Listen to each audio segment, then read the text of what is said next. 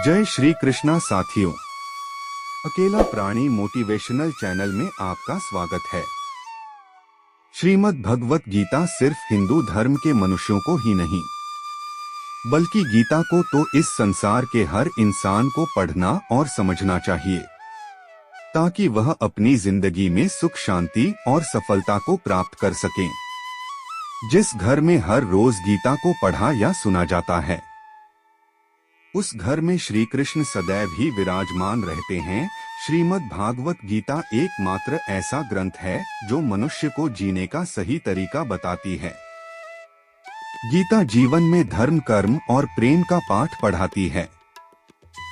श्रीमद् भागवत गीता का ज्ञान मानव जीवन और जीवन के बाद के जीवन दोनों के लिए ही उपयोगी माना गया है। गीता संपूर्ण जीवन दर्शन है और इसका अनुसरण करने वाला व्यक्ति सर्वश्रेष्ठ होता है। श्रीमद् भगवत गीता साक्षात भगवान की दिव्य वाणी है। इसकी महिमा अपार अपरिमित है। गीता का यथार्थ में कोई वर्णन नहीं कर सकता। शेष महेश गणेश भी इसकी महिमा को पूरी तरह से नहीं कह सकते, फिर मनुष्य की तो बात ही क्या है। गीता सर्वश्रेष्ठ ग्रंथ है। इसे सारे शास्त्रों का खजाना कहा जाता है। गीता का भली भांति ज्ञान हो जाने पर सभी शास्त्रों का तात्विक ज्ञान अपने आप हो जाता है। गीता को हम भगवान से भी बढ़कर माने तो कोई अतिशयोक्ति नहीं होगी। श्री कृष्ण ने स्वयं कहा है कि मैं गीता के आश्रय में ही रहता हूँ। गीता मेरा श्रेष्ठ घर है। गीता के ज्ञान का सहारा लेकर ही मैं तीनों लोकों का पालन पोषण करता हूँ। और गीता में ही श्री कृष्ण अपने मुक्त कंठ से यह घोषणा करते हैं कि जो कोई मनुष्य मेरी इस गीता रूपी आज्ञा का पालन करेगा, वह जीवन में संदेह मुक्त हो जाएगा। श्री भगवान कहते हैं कि जो मनुष्य भगवत गीता का अध्ययन करेगा, उसके द्वारा मैं ज्ञान यज्ञ से पूजित हो जाऊंगा। कृष्ण कहते हैं, जो भी मनुष्य भगवत गीता का रहस्य भक्तों को सुनाता है और उनमें गीता का विस्तार एवं प्रचार प्रसार करता है, वह मनुष्य मुझे अतिशय प्रिय है। भागवत गीता में कुल 18 अध्याय है और 700 श्लोक हैं, जो आज की भाग दौड़ भरे जीवन में हर मनुष्य के लिए पढ़ पाना असंभव तो नहीं, पर थोड़ा मुश्किल अवश्य है। इसीलिए आज के इस बेहद ही खास वीडियो में हम श्रीमद् भागवत गीता के अनमोल 51 उपदेशों के बारे में आप सभी बताएंगे, जिन्हें समझकर आप श्रीमद् भगवत गीता का सही मतलब समझ पाएंगे। अगर आप इन उपदेशों को हर रोज रात को सोने से पहले और सुबह सुनेंगे और तो आप अपने जीवन की हर समस्या, परेशानी, चिंता व दुख से निजात पा लेंगे और अपने जीवन में लगातार सफलता प्राप्त करेंगे। तो चलिए आप भी हमारे साथ भगवत गीता के ज्ञान की गंगा में डुबकी लगाइए और जानते हैं भगवत गीता के 51 पावरफुल उपदेशों को। डोट श्री कृष्ण कहते हैं, जिस प्रकार प्रकाश की ज्योति अंधेरे में चमकती है, ठीक उसी प्रकार सत्य भी चमकता है। इसलिए मनुष्य को हमेशा सत्य की राह पर चलना चाहिए। मृत्यु एक अटल सत्य है जिसे कभी बदला नहीं जा सकता है। इस संसार का जब से निर्माण हुआ है, तब से जन्म मृत्यु का चक्र चलता रहा है और चलता ही रहेगा। जिसने भी इस धरती पर जन्म लिया है, उसकी मृत्यु निश्चित है। इसलिए ना तो उनका शोक करो जो मर गए हैं, और ना ही उनका शोक करो जो अभी जिंदा हैं। आत्मा अजर अमर अविनाशी है। आत्मा को ना तो कोई मार सकता है और ना ही आत्मा कभी मरती है।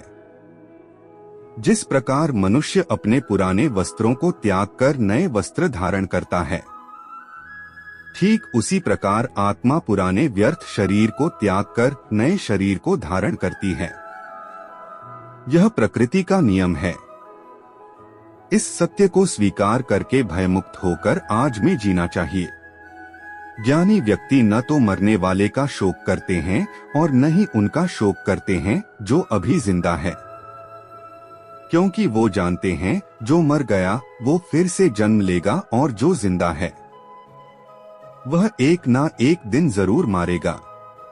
कर्म ही सबसे बड़ा धर्म है।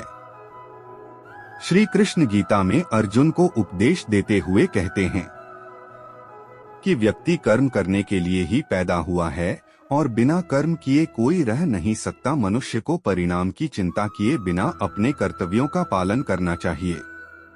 मनुष्य को हमेशा कर्म करते रहना चाहिए, क्योंकि कर्म वह फसल है जिसे हर इंसान को हर हाल में काटना ही पड़ता है। काम, क्रोध और लोभ ये 3 नरक के द्वार हैं। क्रोध करने से व्यक्ति का मन अशांत हो जाता है। वो आवेश में आकर कई बार अपना ही नुकसान कर बैठता है। श्री कृष्ण कहते हैं कि मनुष्य को क्रोध करने से बचना चाहिए। चाहे कितना भी गुस्सा क्यों ना आए, सदैव स्वयं को शांत रखने का प्रयास करें। इस संसार में आज जो तुम्हारे पास है, कल वो किसी और का था, परसों वो किसी और का होगा। तुम यहाँ खाली हाथ ही आए थे और खाली हाथ ही जाओगे। मन पर नियंत्रण रखना जरूरी है। मनुष्य का मन वायु की तरह चंचल है। यह मन ही है जो मनुष्य को काम वासनाओं की तरफ भटकाता रहता है। अगर जीवन को सफल बनाना है तो मन पर काबू करना बहुत जरूरी है। मन को वश में करने से दिमाग की शक्ति केंद्रित होती है, जिससे कार्यों में सफलता मिलने लगती है। गीता के अनुसार जिस व्यक्ति ने अपने मन पर काबू पा लिया, वह मन में पैदा होने वाली बेकार की चिंताओं और इच्छाओं से दूर ही रहता है और वह व्यक्ति अपने लक्ष्य को भी आसानी से प्राप्त कर लेता है। अगर मन को वश में नहीं करोगे तो आपका मन ही आपका सबसे बड़ा शत्रु बन जाएगा। हमेशा शक करने वाला व्यक्ति कभी शांति प्राप्त नहीं कर पाता है। इसलिए संदेह करने से बचें। अधिक संदेह करने से मन की शांति भंग हो जाती है और व्यक्ति भ्रमित होकर अपने संबंधों को ही नष्ट कर डालता है। तन की सुंदरता मन को आकर्षित करती है, जबकि स्वभाव की सुंदरता हृदय को आकर्षित करती है। इसीलिए मनुष्य का स्वभाव हमेशा निर्मल ही होना चाहिए। कौन क्या कर रहा है, कैसे कर रहा है और क्यों कर रहा है, इन सब से आप जितना दूर रहेंगे, जीवन में उतना ही खुश रहेंगे। जिंदगी में हम कितने सही हैं और कितने गलत हैं, ये सिर्फ 2 लोग ही जानते हैं। एक परमात्मा और दूसरी हमारी अंतरात्मा। श्री कृष्ण कहते हैं, जिस मनुष्य के अंदर ज्ञान की कमी और ईश्वर में श्रद्धा नहीं होती, वह मनुष्य जीवन में कभी भी आनंद और सफलता को प्राप्त नहीं कर पाता। मोह विनाश का कारण होता है। मनुष्य के दुखों का मूल कारण उसका मोह ही है। वह जितना अधिक मोह करेगा उतना ही अधिक कष्ट भी भोगेगा। पछतावा अतीत नहीं बदल सकता और चिंता भविष्य नहीं संवार सकती। इसलिए वर्तमान का आनंद लेना ही जीवन का सच्चा सुख है। सच्चा इंसान झूठे इंसान से तब तक नहीं जीत सकता जब तक वह झूठ, अन्याय और गलत के खिलाफ खुद लड़ने के लिए खड़ा नहीं होता। जिंदगी में कभी इतना सहना नहीं चाहिए कि सामने वाला आपको कमजोर समझकर बार बार चोट पहुंचाता रहे। किसी भी वस्तु का अत्यधिक सेवन नहीं करना चाहिए, क्योंकि अत्यधिक सेवन आपको उस चीज की आदत लगा देता है। जब भी जिंदगी में कोई मुश्किल आए और कोई साथी नजर न आए तो ईश्वर से प्रार्थना जरूर करनी चाहिए। नकारात्मक लोगों की बातों पर कभी ध्यान नहीं देना चाहिए और न ही नकारात्मक लोगों के साथ कभी बहस करनी चाहिए। जिंदगी में कभी किसी के भरोसे मत बैठे रहो, क्योंकि जो लोग दूसरों पर आश्रित रहते हैं वो जीवन में कभी आगे नहीं बढ़ पाते हैं। गीता के अनुसार जैसे जैसे मनुष्य की आयु बढ़ती है, वैसे वैसे उसे इस बात का एहसास होता है कि उसने व्यर्थ ही उन लोगों को महत्व दिया जिनका उसके जीवन में कोई योगदान ही नहीं था। श्री कृष्ण कहते हैं कि जिंदगी में कभी किसी इंसान का मोहताज मत बनना, वरना सदैव उसके सामने हमेशा झुककर ही चलना पड़ेगा। ज्यादा मीठे बोलने वालों से और ज्यादा तारीफ करने वालों से हमेशा दूर ही रहना चाहिए। जो आपके मुंह पर अपनापन दिखाए और पीठ पीछे आपको नुकसान पहुंचाए, ऐसे लोगों से दूर रहने में ही भलाई है। जिस रिश्ते में मर्यादाएं टूट जाती है, सही और गलत का फर्क समाप्त हो जाता है, वहां सर्वनाश होना तय है। श्री कृष्ण कहते हैं, जो तुम्हारा साथ देता है तुम उसका साथ दो, जो तुम्हें धोखा देता है तुम उसे त्याग दो। जिस जगह आपका सम्मान नहीं हो वहां पर कभी जाना नहीं चाहिए, वरना लोग आपको कमजोर और बेवकूफ समझेंगे। जहां बारिश ना हो वहां फसल खराब हो जाती है, और जहां संस्कार न हो वहां नस्ल ही खराब हो जाती है। जो लोग यह कहते हैं मेरे पास वक्त नहीं है, असल में उनके खास रिश्तों की गिनती में आपका नाम ही नहीं है। बात इतनी मधुर रखो कि कभी वापस भी लेनी नहीं पड़े तो आपको भी बुरी न लगे। खुद में थोड़ा स्वाभिमान होना जरूरी है, वरना लोग आपको वहां भी दबाने की कोशिश करेंगे जहां आपका अधिकार है। जब तक तुम अपने आप से नहीं हार जाओ तब तक दुनिया की कोई ताकत तुम्हें हरा नहीं सकती है।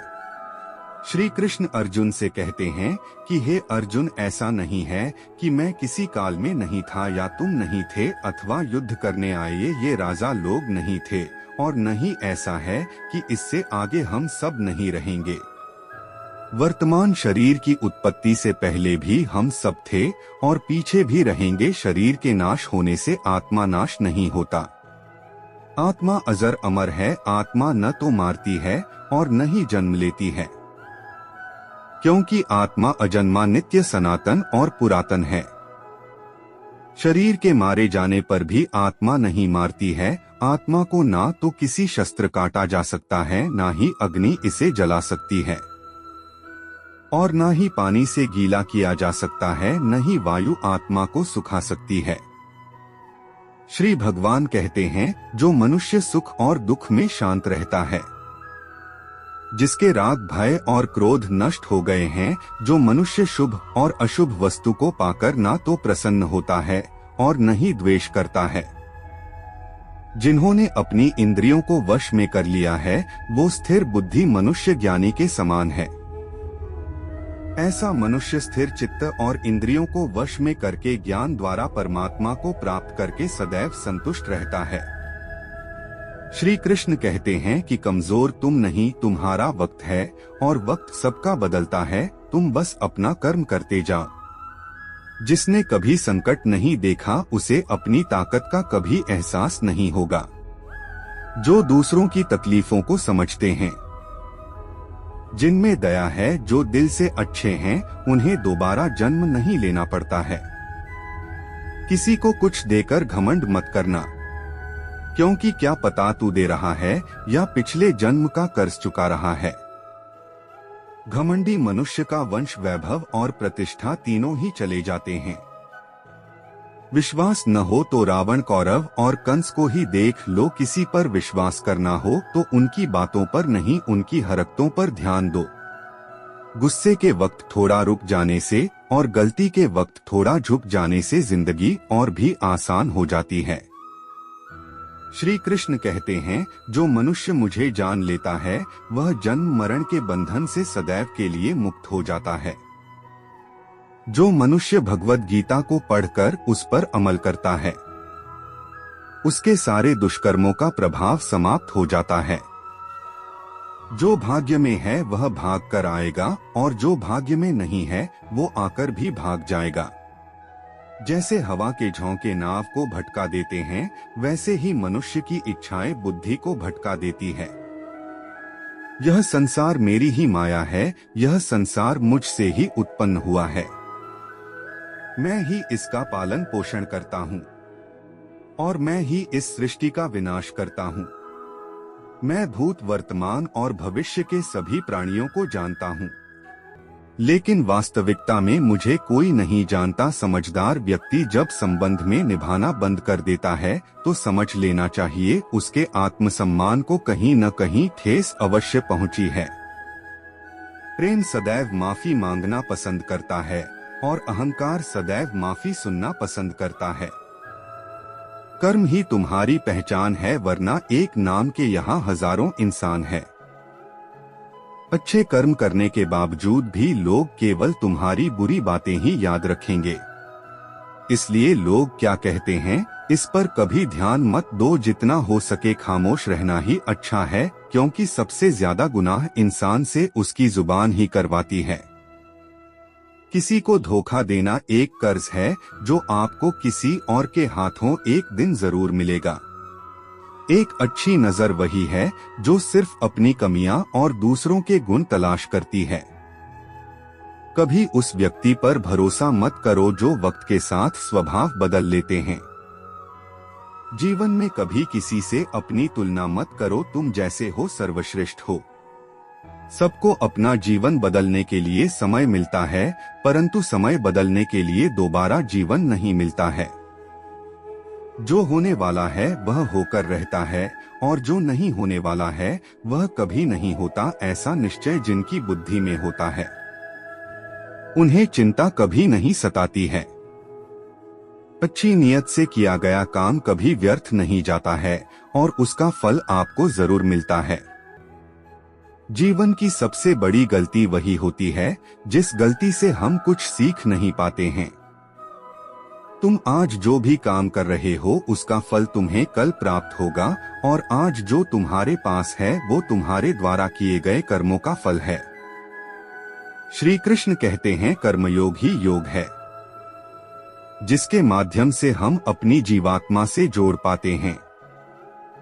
कर्मयोग हमारे आत्मज्ञान को जागृत करता है। इसके बाद हम न केवल अपने वर्तमान जीवन के उद्देश्यों को बल्कि जीवन के बाद की अपनी गति का पूर्वार्ध भी प्राप्त कर सकते हैं। इस योग में कर्म के द्वारा ईश्वर की प्राप्ति की जाती है। श्रीमद् भगवद गीता में कर्म योग को सर्वश्रेष्ठ माना गया है। गृहस्थ और कर्मठ व्यक्ति के लिए यह योग अधिक उपयुक्त है। कर्मयोग सिखाता है कि कर्म के लिए कर्म करो, आसक्ति रहित होकर कर्म करो। कर्मयोगी इसीलिए कर्म करता है कि कर्म करना उसे अच्छा लगता है और इसके परे उसका कोई हेतु नहीं है।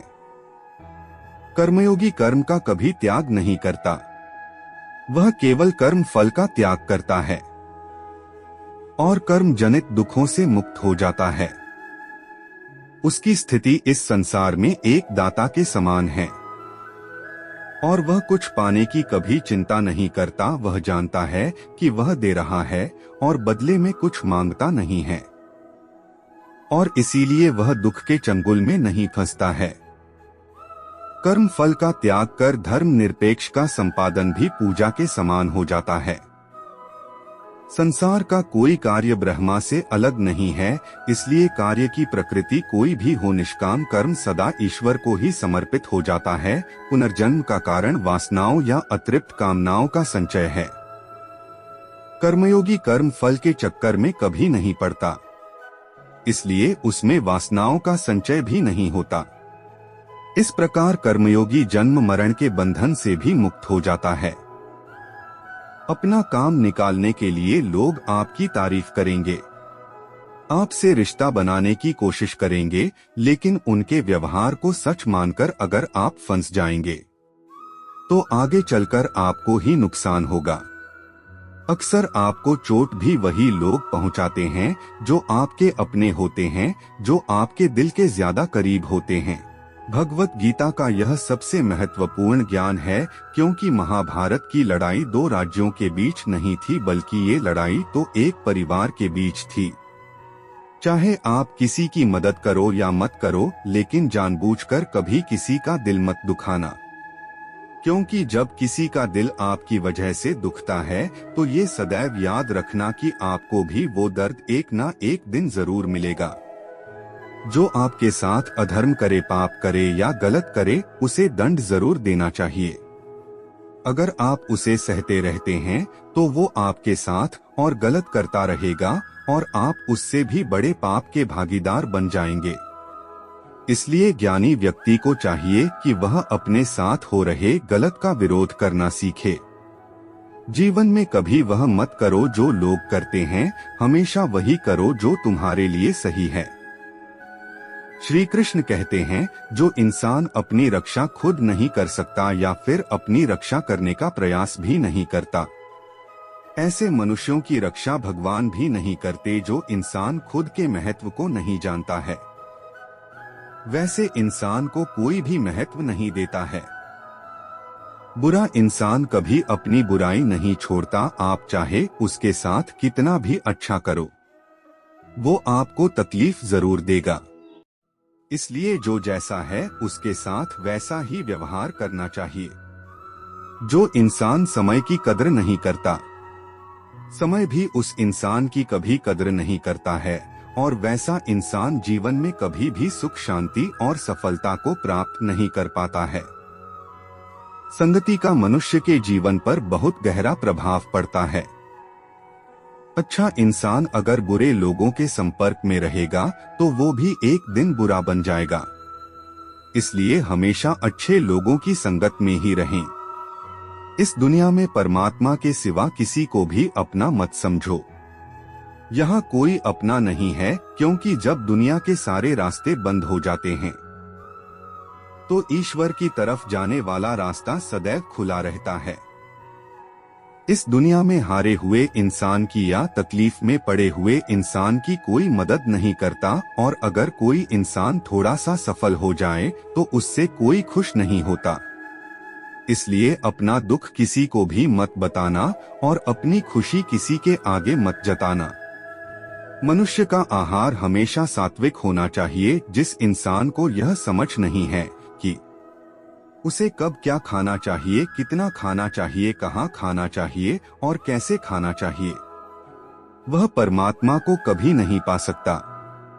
श्री कृष्ण कहते हैं कि जिस प्रकार समुद्र की स्थिति अचल है, भारी से भारी आंधी तूफान आने पर या अनेक नदियों के जल प्रवाह उसमें प्रविष्ट होने पर भी वह अपनी स्थिति से विचलित नहीं होता, मर्यादा का त्याग नहीं करता है, उसी प्रकार परमात्मा के स्वरूप में स्थित मनुष्य की स्थिति भी सर्वथा अचल होती है। बड़े से बड़े सांसारिक सुख दुख का सहयोग होने पर भी उसकी स्थिति में कभी अंतर नहीं पड़ता। वह योगी परमात्मा में नित्य निरंतर अटल और एक स्थित रहता है। जो मनुष्य संपूर्ण कामनाओं को त्याग कर ममता रहित, अहंकार रहित और स्पृहा रहित होकर विचरण करता है, वही मनुष्य शांति को प्राप्त कर पाता है। जो मनुष्य श्रद्धा भाव से मेरी भक्ति करता है, मैं उसे वो हर चीज देता हूँ जो उसके पास नहीं है, और जो उसके पास है मैं उसकी रक्षा भी करता हूँ। श्री कृष्ण कहते हैं, जो हुआ अच्छा हुआ, जो हो रहा है अच्छा हो रहा है, और जो होगा वह भी अच्छा ही होगा। तुम भूत का पश्चाताप मत करो, भविष्य की चिंता भी मत करो, अभी तो वर्तमान चल रहा है। मित्रों, मैं आपको कहानी सुनाता हूँ।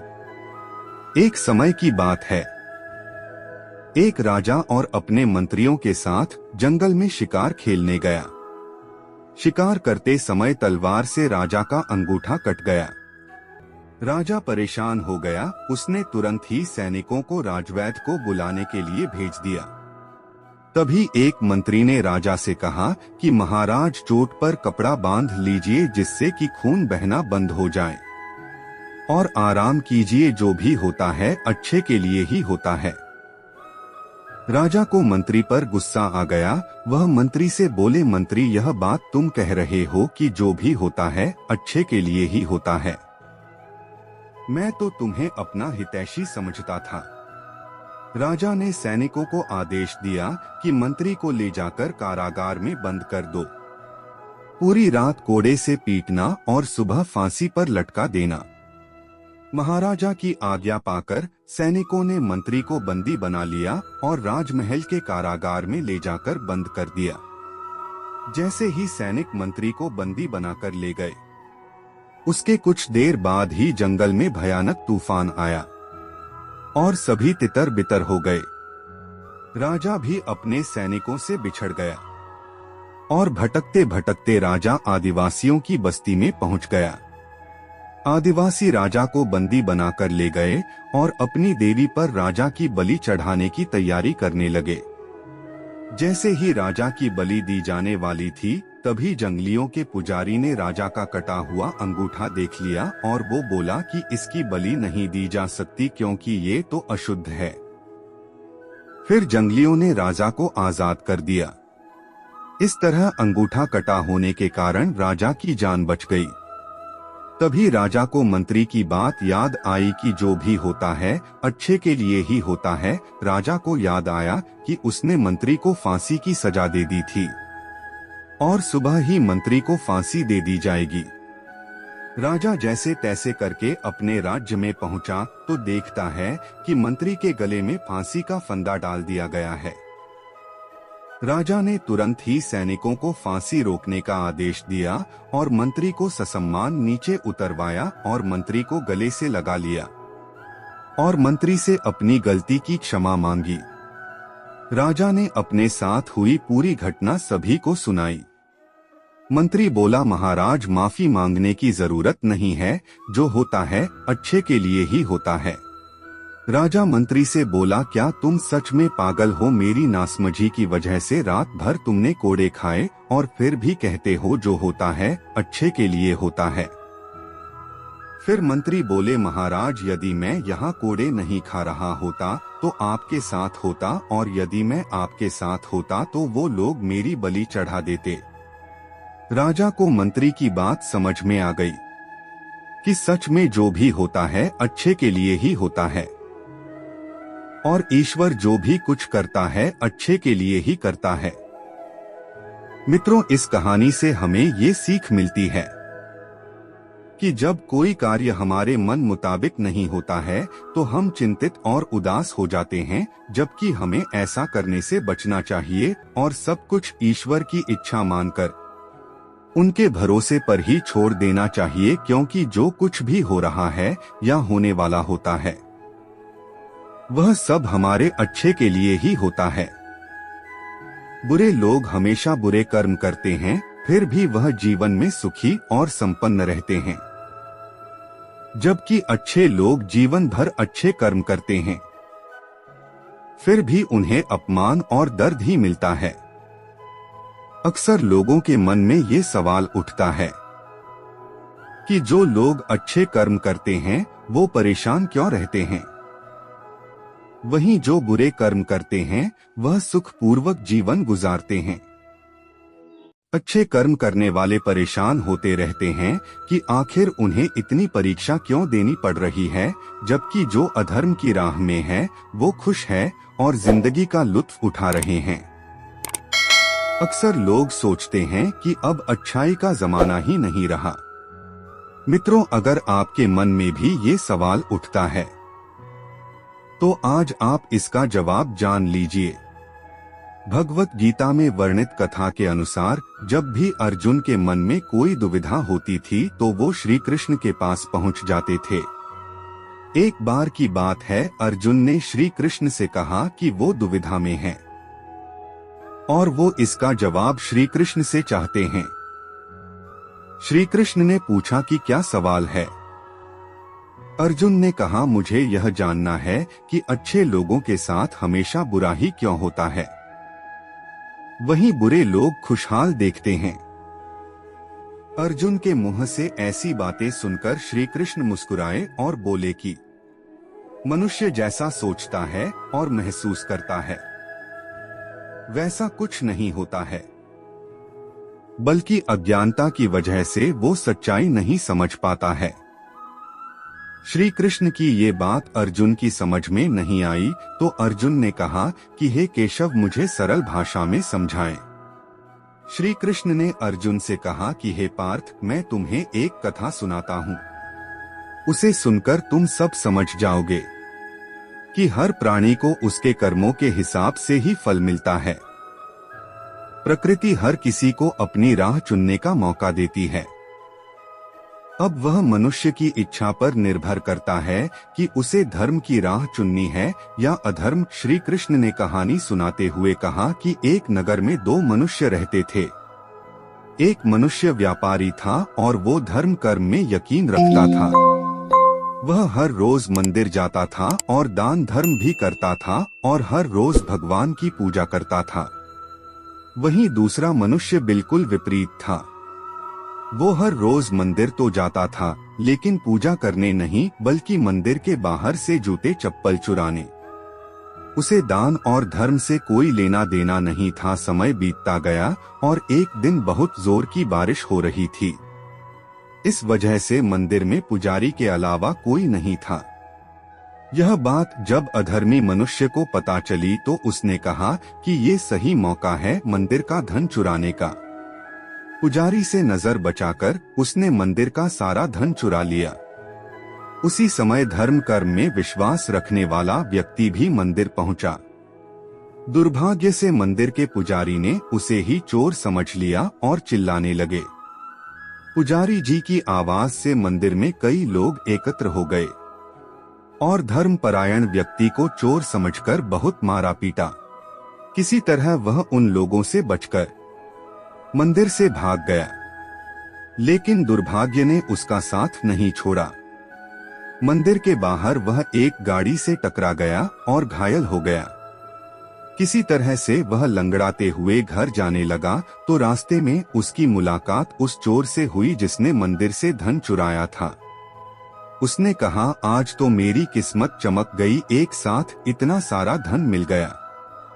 ये सब देखकर उसे बहुत बुरा लगा और उसने अपने घर से भगवान की सारी तस्वीरें निकालकर फेंक दी। कुछ सालों बाद उन दोनों की मृत्यु हो गई।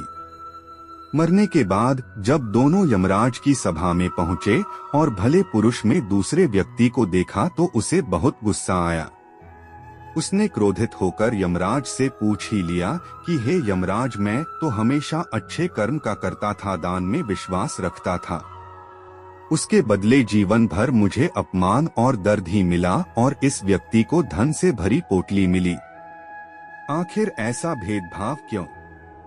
इस पर यमराज ने कहा कि पुत्र, तुम गलत समझ रहे हो। जिस दिन तुम्हारी गाड़ी से टक्कर हुई थी वो दिन तुम्हारे जीवन का आखिरी दिन था, परंतु तुम्हारे अच्छे कर्मों की वजह से तुम्हारी मौत सिर्फ एक छोटी सी चोट में बदल गई।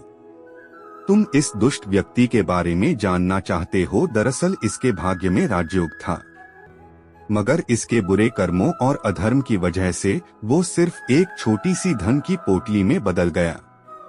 कथा सुनाने के बाद श्री कृष्ण अर्जुन से कहते हैं कि हे पार्थ, क्या तुम्हें तुम्हारे सवाल का जवाब मिल गया? ऐसा सोचना कि भगवान तुम्हारे कर्मों को नजरअंदाज कर रहे हैं, यह बिल्कुल भी सत्य नहीं है। भगवान हमें कब, क्या और किस रूप में दे रहे हैं, ये बात मनुष्य को समझ में नहीं आती है। अगर आप अच्छे कर्म करते हो तो भगवान की कृपा हमेशा आप पर बनी रहती है। इसलिए अपने अच्छे कर्मों को छोड़ना नहीं चाहिए, क्योंकि उसका फल हमें इसी जीवन में मिलता है। इसलिए मनुष्य का फर्ज है कि वो हमेशा अच्छे कर्म करता रहे, क्योंकि श्री कृष्ण ने गीता में भी बताया है कि किसी के द्वारा किया गया कर्म कभी बेकार नहीं जाता है, चाहे वह अच्छा हो या बुरा। यदि कोई साधक किसी कारणवश अपनी साधना में सफल नहीं हो पाता तो भगवान उसकी अधूरी साधना पूरी करने के लिए उसे फिर से शुद्ध श्रीमंतों के घर में जन्म देते हैं। श्री कृष्ण कहते हैं कि हे धनंजय, मेरे सिवाय इस जगत का कोई दूसरा कारण नहीं हो सकता। मैं ही संपूर्ण संसार का महाकारण हूँ। जैसे मोती सूत के धागे की माला में पिरोए हुए होते हैं, वैसे ही यह संपूर्ण जगत मुझ में ही ओतप्रोत है। यह संसार मुझसे ही उत्पन्न होता है, मुझ में ही स्थित रहता है और मुझ में ही विलीन हो जाता है। कहने का तात्पर्य यह है कि भगवान के सिवाय इस संसार की और कोई स्वतंत्र सत्ता नहीं है। सत, रज और तम, इन तीनों गुणों से युक्त मेरी माया को पार कर पाना असंभव है। मनुष्य मेरी इस माया में चिपके रहते हैं और भोग संग्रह की इच्छा छोड़ नहीं पाते। मनुष्य अपने को कभी सुखी और काफी दुखी, कभी समझदार और कभी नासमझ, कभी निर्बल और कभी बलवान आदि मानकर मेरी इस माया में तल्लीन रहते हैं।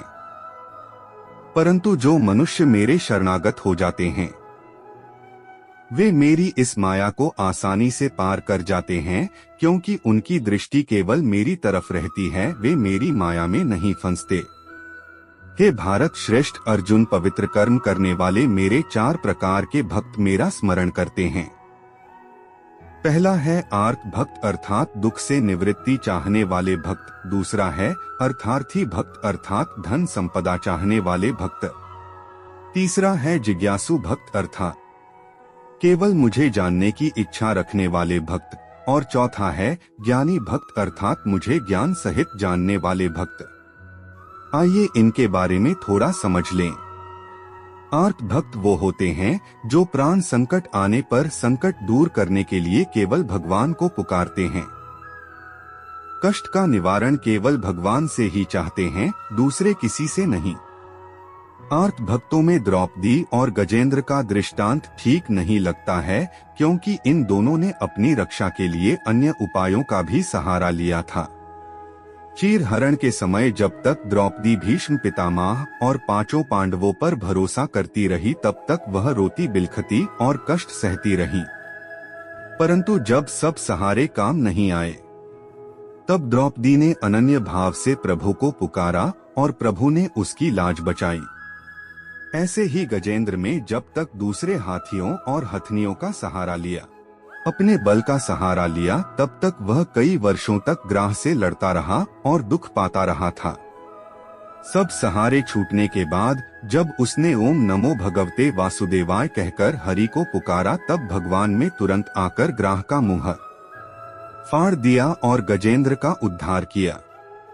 आर्त भक्तों में अभिमन्यु की पत्नी उत्तरा का दृष्टांत सही लगता है, कारण कि जब उस पर आफत आई तब उसने भगवान श्री कृष्ण के सिवाय किसी दूसरे उपाय का सहारा नहीं लिया। उसने सीधे भगवान से निवेदन किया कि है जगतपति, यह दहकता हुआ अश्वत्थामा का बाण मेरे गर्भ को नष्ट करने के लिए दौड़ा आ रहा है, मेरी रक्षा करें। भगवान ने तुरंत उत्तरा के गर्भ में प्रविष्ट होकर उसके गर्भ की रक्षा की और परीक्षित को बचाया जाए। अर्थार्थी भक्त वो हैं जिनको अपनी सुख सुविधा के लिए धन संपत्ति प्राप्त करने की इच्छा हो जाती है, परंतु उसको वे केवल भगवान से ही चाहते हैं, दूसरों से नहीं। ऐसे भक्त अर्थार्थी भक्त कहलाते हैं। जिज्ञासु भक्त वो है जिसमें भगवान को जानने और भगवत भक्ति की जोरदार इच्छा हो जाती है। जिज्ञासु भक्तों में उद्धव जी का नाम लिया जाता है। भगवान ने उद्धव जी को दिव्य ज्ञान का उपदेश दिया था, जो उद्धव गीता के नाम से भी प्रसिद्ध है। श्रीमद् भगवत गीता में उच्च कोटि के भागवत प्रेमी को ज्ञानी भक्त माना गया है। उनके मन में किसी भी प्रकार की कोई इच्छा नहीं होती, वे केवल भगवान के प्रेम में ही मस्त रहते हैं। प्रेमी भक्तों में गोपियों का नाम प्रसिद्ध है। गोपियों ने अपने सुख का त्याग कर प्रियतम भगवान के सुख को ही अपना सुख माना था। ज्ञानी अर्थात प्रेमी भक्त भगवान से कुछ नहीं चाहता, इसलिए वह भगवान का सर्वश्रेष्ठ भक्त है। जो मनुष्य मुझसे परम प्रेम करके इस परम रहस्य युक्त गीता शास्त्र को मेरे भक्तों को सुनाएगा, वह मुझको ही प्राप्त होगा, इसमें कोई संदेह नहीं है। उससे बढ़कर मेरा प्रिय कार्य करने वाला मनुष्य में कोई भी नहीं है, तथा संपूर्ण पृथ्वी पर उससे बढ़कर मेरा प्रिय दूसरा कोई भविष्य में होगा भी नहीं है। जो मनुष्य श्रद्धा युक्त दोषों से रहित होकर इस गीता शास्त्र का श्रवण भी करेगा, वह भी सभी पापों से मुक्त होकर मेरे परम धाम को ही प्राप्त होगा। मनुष्य को स्वयं को ईश्वर को सौंप देना चाहिए। ईश्वर के सिवाय मनुष्य का कोई और नहीं होता है। इसके साथ ही यह मानकर कर्म करना चाहिए कि वह भी किसी का नहीं है। भोग से मिलने वाला सुख क्षणिक होता है, जबकि त्याग में स्थायी आनंद मिलता है। मित्रों, आज के वीडियो को यहीं पर विराम देते हैं। अगर आपको ये वीडियो पसंद आया हो कृपया लाइक अवश्य करें और अपने दोस्तों और रिश्तेदारों को भी शेयर करें। साथियों, इस वीडियो से आपको क्या सीख मिली ये कमेंट करके अवश्य बताना। मुझे आपके कमेंट्स का इंतजार रहता है और मैं आपके हर कमेंट का जवाब देने का प्रयास करता हूँ। साथियों, अगर आपको वीडियो पसंद आया हो तो कृपया कमेंट बॉक्स में जय श्री राधे जय श्री कृष्णा अवश्य लिख दें। साथियों, अगर आपको वीडियो से कुछ सीखने को मिला हो तो हमारा चैनल लाइक शेयर व सब्सक्राइब करना न भूलें। आप हमेशा स्वस्थ रहें, खुश रहें व मस्त रहें, यही प्रभु से प्रार्थना है। जय जय श्री राधे जय जय श्री कृष्णा।